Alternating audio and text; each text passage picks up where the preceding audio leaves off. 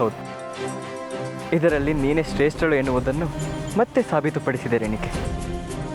ಮತ್ತೊಮ್ಮೆ ಎಂದರೆ ಈ ಮೊದಲು ನಾನು ಯಾವಾಗ ನಿನ್ನೊಂದಿಗೆ ಕತ್ತಿ ಹಿಡಿದು ಹೋರಾಡಿದೆ?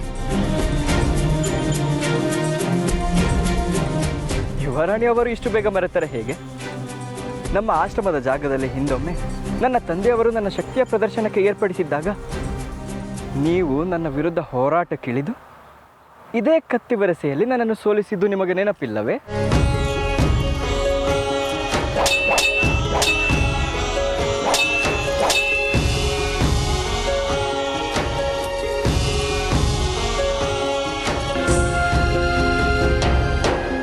ಓ ಅದೇ, ನೀನು ಅದೆಲ್ಲವನ್ನು ಮರೆತು ಬಿಡು ಎಂದು ನಾನು ಹೇಳಿರಲಿಲ್ಲವೇ?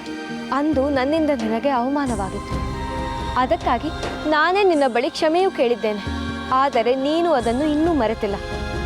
ಇದರ ಅರ್ಥ ನಿನಗೆ ನನ್ನ ಮೇಲೆ ಬೇಸರವಿದೆ ಎಂದಾಯಿತು. ಆಗ ನಮ್ಮಿಬ್ಬರ ನಡುವೆ ಎಷ್ಟು ಸಲುಗೆ ಇರಲಿಲ್ಲ ರೇಣಿಕೆ.